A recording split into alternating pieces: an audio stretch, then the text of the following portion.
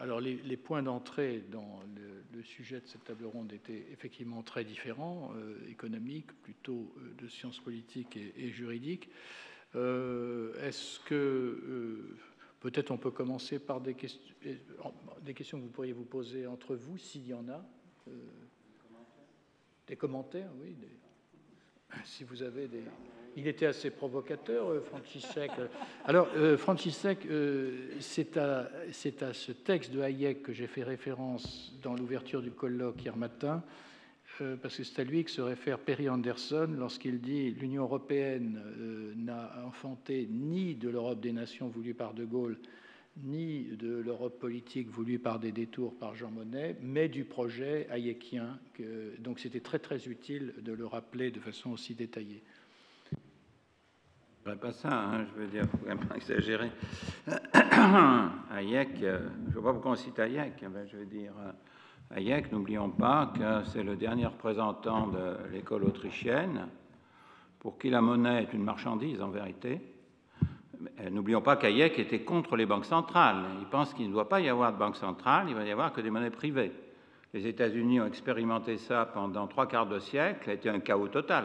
Ce n'est pas par hasard que la Réserve fédérale a été créée en 1913, seulement en 1913, après des dégâts fantastiques. Hein. Toute crise, il y avait des crises monétaires sans arrêt aux États-Unis pendant toute cette période où il n'y avait pas de banque centrale. Non, ce n'est pas sérieux, je veux dire, ce genre de choses. Hein. Donc, surtout, alors c'est assez drôle hein, de citer Sapir et Hayek, ça m'a complètement soufflé, parce que Sapir a fait sa thèse avec moi. Hein. C'est moi qui dirigeais sa thèse, et c'était une thèse régulationniste, une thèse sur la théorie de la régulation appliquée à la Russie. Bon. Enfin bref, ce n'est pas la question. Non, le point important, premier point, parce qu'après tout, la démocratie, ça compte. Or, s'il y a quelque chose que les citoyens de tous les pays d'Europe, y compris ceux qui ont subi les crises les plus importantes, répètent en permanence dans tous les sondages dans lesquels on les interroge, c'est qu'ils veulent l'euro.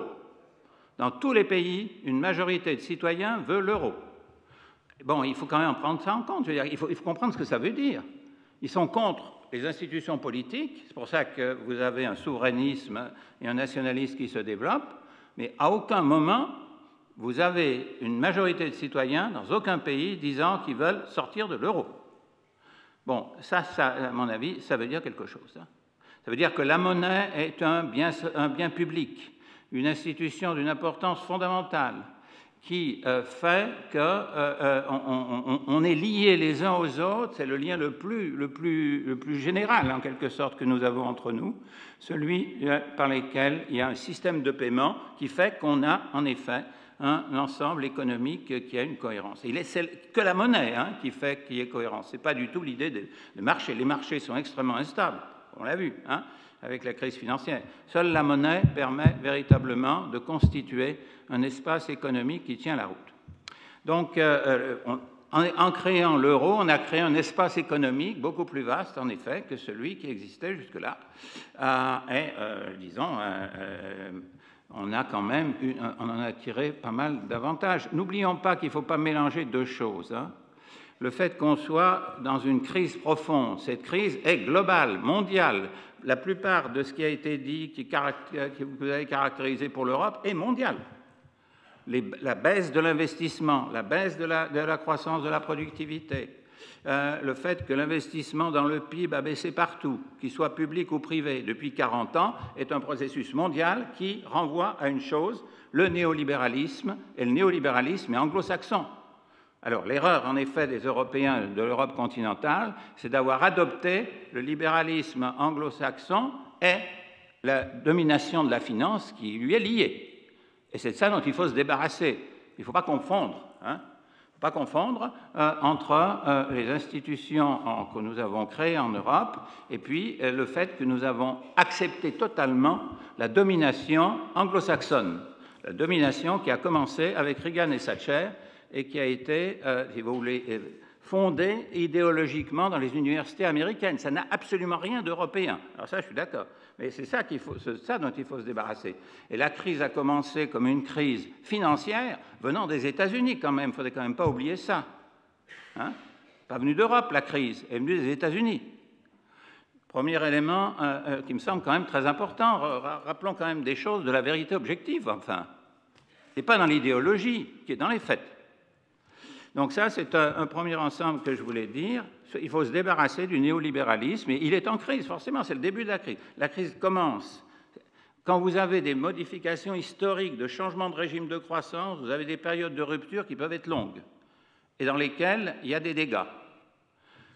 Le fondamentalisme du marché et la financiarisation qui a commencé dans les années 80 entrent en crise en 2008. La deuxième phase de la crise commence avec l'abolition par les États-Unis de l'ordre international d'après-guerre, c'est-à-dire ce que Trump commence maintenant, c'est une phase géopolitique de la crise. Et alors, moi je dis, alors est-ce qu'on laisse faire ou est-ce que l'Europe doit essayer de faire en sorte de subir le choc simplement en se décomposant? Est-ce que chaque nation de l'Europe est capable de répondre au choc séparément, dans un choc mondial? Moi je ne pense pas. Et j'ai simplement dit que le processus de construction européenne est, je reprends des formules chinoises en les mettant en français, si vous voulez, une transformation sociale doit être graduelle, continue, progressive et se nourrir de ses propres contradictions. On doit se nourrir de ses propres contradictions pour parvenir à les dépasser. Aujourd'hui, je dis que par rapport aux enjeux de ce siècle, aux enjeux énormes d'investissement à faire, le problème est fondamentalement budgétaire. Car c'est là que l'ensemble des États européens, c'est dans ce domaine-là que les ensembles des États européens peuvent s'unir parce qu'on peut, dans l'investissement, produire une valeur ajoutée européenne. Mais il est clair qu'il ne s'agit pas aujourd'hui de faire du fédéralisme. D'autre part, il n'y a aucun problème pour qu'avec une monnaie euro, il y ait tout un ensemble de monnaies locales, de toutes sortes, et on va en avoir besoin.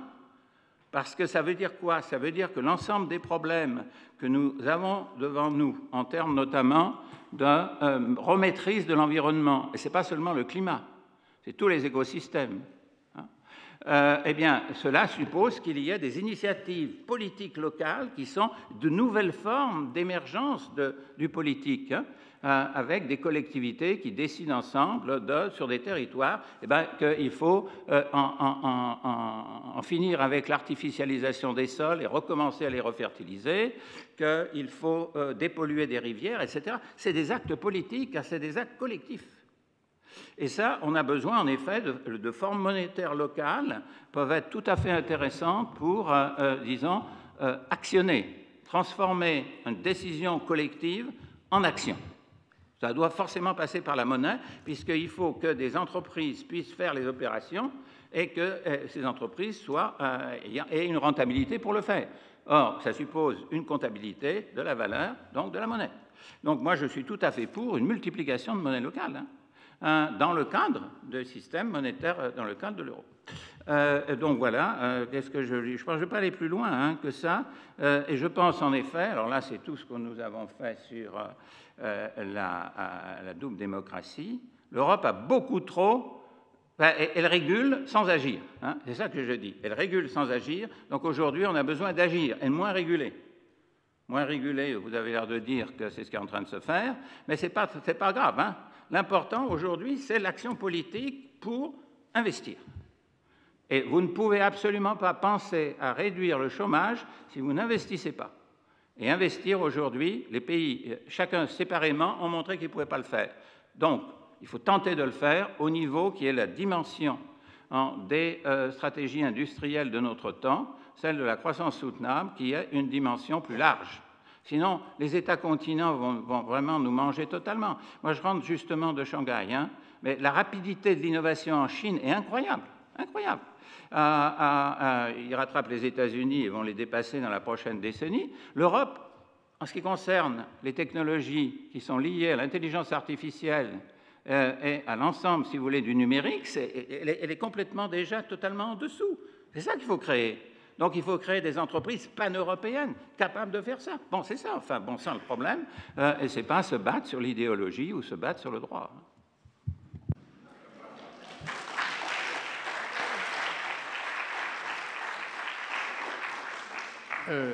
Moi, mon rôle, je suis inscrit comme modérateur sur le programme, vous avez pu observer. Donc, tout ce que je veux dire, c'est qu'il n'y a pas d'auteur qui soit interdit de citer au Collège de France. Vous souhaitez répondre? Oui, compléter. Éviter les malentendus. Tout simplement, je voudrais dire quelques mots sur les réactions allemandes au propos du président Macron. Parce qu'on parle de la refondation, mais en fait, celui qui parlait le plus de la refondation, c'était le président français. Donc, brièvement, ce qu'il a voulu en ce qui concerne la zone euro. Donc, budget commun pour la zone, budget qui pourrait être ou devrait être géré par un ministre spécial, être contrôlé par le Parlement également spécialement élu pour la zone euro, convergence fiscale, sociale. Quant à la fiscalité, il propose d'harmoniser les bases de l'impôt sur les sociétés, entre autres, de faire de cet impôt une source importante pour le budget propre, etc., etc.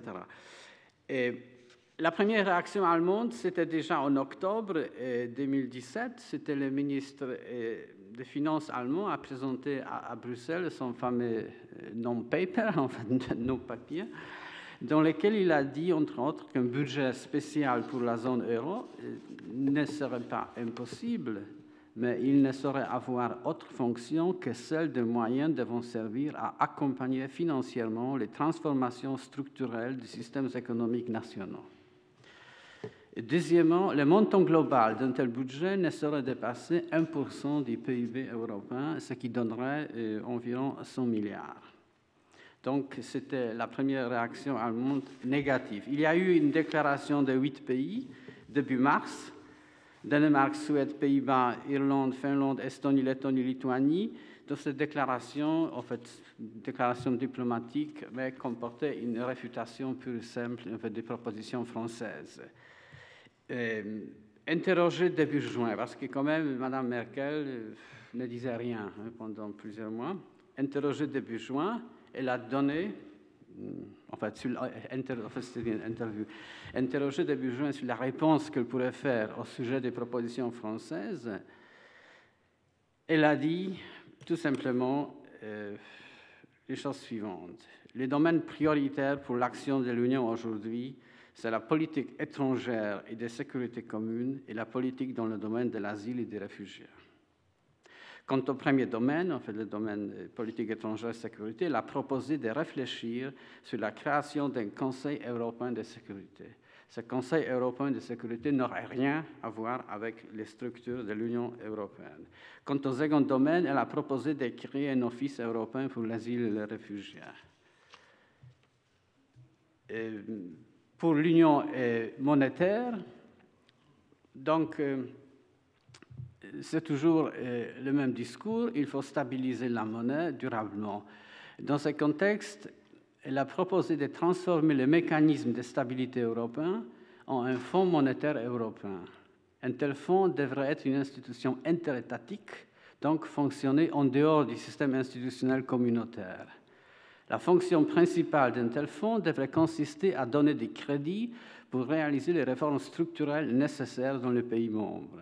Concernant la convergence, elle a mentionné la possibilité de créer un fonds spécial pour financer les investissements dans le domaine des sciences et des technologies avant tout.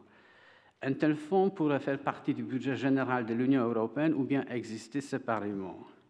La chancelière n'a dit aucun mot sur la convergence fiscale et sociale, aucun mot sur un budget propre de l'Union économique et monétaire, aucun mot sur les institutions éventuellement propres de cette union. Dans une phrase courte et vague, elle a dit néanmoins que nous aurions besoin d'une union bancaire et d'une union des marchés des capitaux. C'était tout. En fait, à vrai dire, c'est une réponse non-réponse, mais quand même, vous voyez qu'il y a, malgré la rhétorique et toute amitié franco-allemande, il y a un refus pur et simple des propositions françaises. Maintenant, un mot sur ce qui se passe à Bruxelles. Ah, d'accord. Donc, du côté de la Commission, il y a 4 initiatives qu'on pourrait classer refondation. Donc, la Commission propose de transformer le mécanisme de stabilité européen en un fonds monétaire européen qui correspondent actuellement aux idées allemandes en la matière. Mais la Commission propose d'intégrer ces fonds monétaires européens éventuels au système institutionnel de l'Union, ce qui ne correspond plus aux idées allemandes.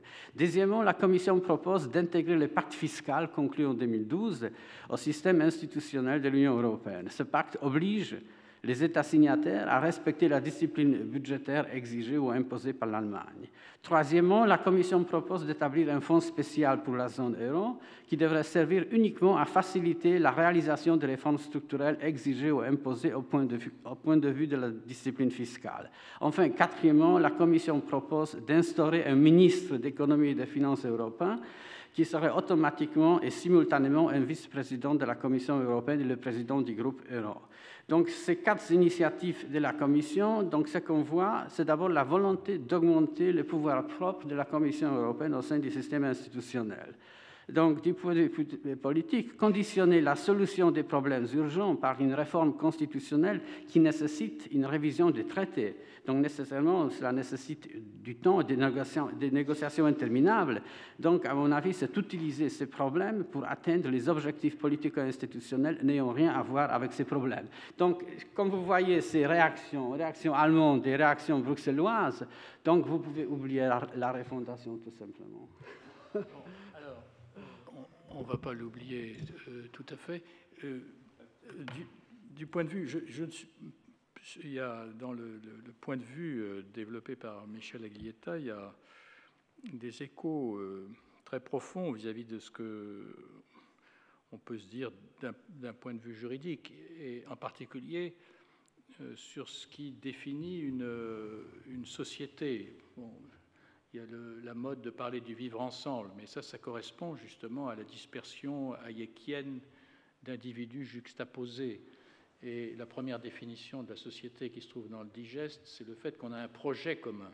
Donc ça va dans le sens de ce que vous dites, c'est-à-dire pour qu'il y ait Europe, il faut que c'est ce qu'on appelait l'affectio societatis. Il faut que c'est ce qui, selon les jurisconsultes, séparait le contrat de société de l'indivision. On a des choses en commun, mais on n'a rien à faire ensemble finalement. Donc de ce point de vue, c'est une certaine réhabilitation de l'idéologie, Francis, parce que penser qu'on puisse s'échapper à l'idéologie, je ne sais pas, peut-être dans un autre monde où nous allons complètement nous identifier au monde des idées platoniciens, mais dans ce bas monde, les échanges, nous sommes nécessairement dans l'idéologie, et le plus dangereux, c'est de croire qu'on n'y est pas, me semble-t-il.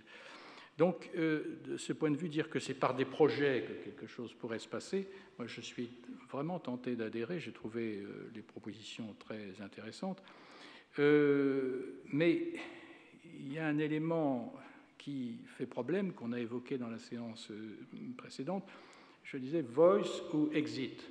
En ce moment, la tendance est exit parce qu'il n'y a pas voice, c'est-à-dire parce qu'il y a ce que la Cour en Allemagne, le Bundesverfassungsgericht, a vraiment montré au scalpel un déficit démocratique gigantesque dans la façon dont sont conçues les commissions. Donc pour qu'il y ait projet commun, alors sauf si ce projet est donné par un dictateur bienveillant, plus ou moins bienveillant, qui fait régner une terreur technocratique dans ses services, ce qui est quelque chose qu'on tend à voir apparaître ici ou là, ce projet suppose d'être adossé à des processus réellement démocratiques, donc de correspondre à l'expérience des peuples, là encore pour échapper à l'européisme hors sol. Mais là, on rencontre un problème juridique, ou plus exactement ce qu'évoquait Pierre Rodière tout à l'heure dans une sorte de discrédit général de la forme juridique au profit d'une vision purement managériale, qui conduit, à mon sens, à terme, simplement à un régime d'allégeance généralisée, parce que ça ne peut pas marcher selon les vues managériales. Et ce qui domine cette vue, c'est que le marché permet d'expliquer la démocratie. C'est la réduction du marché, de la démocratie à l'idée d'un marché des idées. Donc ça, c'est une thèse qui a été avancée d'abord par Justice Holmes, mais enfin dans un obiter dictum sans importance. Rien de ce qu'a écrit Justice Holmes est sans importance. Enfin, c'était métaphorique, disons, mais c'est un article célèbre d'un économiste très intelligent, comme Hayek, qui en plus était juriste. Donc, il était très intelligent, mais complètement fou quand même un peu. Et Coase dit au fond, il faut examiner la démocratie comme c'est un marché sur lequel s'échangent des idées, donc on va le penser sur le modèle du marché des marchandises. Bon. Et ce qui était au départ, donc il appelle ça économie du premier amendement, puisque c'est le premier amendement de la Constitution américaine qui garantit la liberté de parole. Et ceci a été diffusé dans la jurisprudence américaine. C'est une doctrine qui, à présent, a été admise par la Cour suprême dans plusieurs arrêts. Enfin, le dernier, c'est Citizen Union de 2010. Alors, à partir du moment où on voit, et relayé par un certain nombre d'écrits de vos collègues d'économie sur les thèmes que la politique, c'est un marché où on achète de la décision, il y a toute une littérature économique dont je me suis nourri, comme vous pensez. Et à ce moment-là, évidemment, on n'est plus vraiment dans la démocratie, on est dans la manipulation de l'opinion, parce que pour gagner des parts de marché, il faut procéder non pas à une argumentation rationnelle et contradictoire comme celle qui a lieu autour de cette table, mais plutôt à des tweets, à des messages, à la propagande, donc captés par les émotions et plus sur le débat.